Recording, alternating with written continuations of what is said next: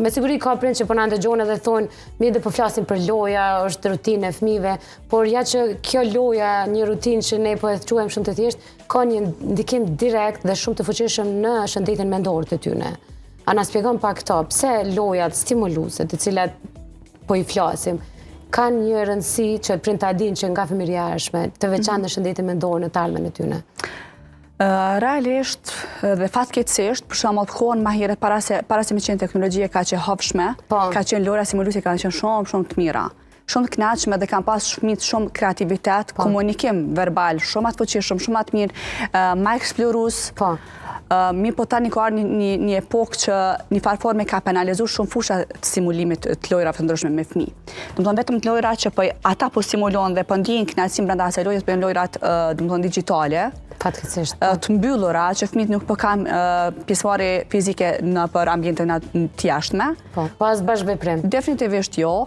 Një farë forme është rrit aspekti i dhunës verbale, kur ngacmon mes vete, edhe në luan disa çështje tjera anash. Unë gjithmonë e them që në Prishtinë kur sheton është një fat shumë i mirë i hapësirave dhe qendrave të ndryshme të lojrave stimuluese të fëmijëve, krahasim ndoshta me komunat e tjera.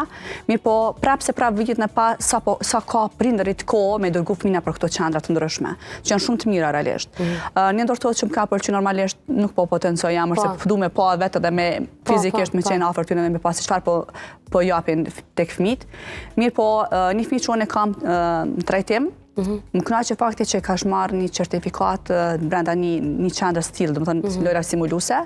Ka qenë me Minecraft, me ndërtu gjëra, sipas modeleve, po në grupe, jo individuale. Në grupe vazhdimisht. Në grupe na edhe kanë me ushtyme mes vetes, unë e mora këto, unë pe vendosi me pa mirë, më mbledh një lider i grupit që këto kena me bo, kena me realizu këto bashk, sa ma shpejt që bëjmë gara dhe shtimi me grupin tjetër, në një farë forme, garat kanë pas gjithmonë mesazh të mirë.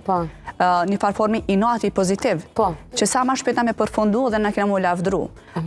Jo rasisht fëmijët me nëzis presin kur të lavdruan prej të tjerve, për një diçka që kanë qenë shumë të mirë. Kështu që lojrat stimuluese e japin këtë mesazh.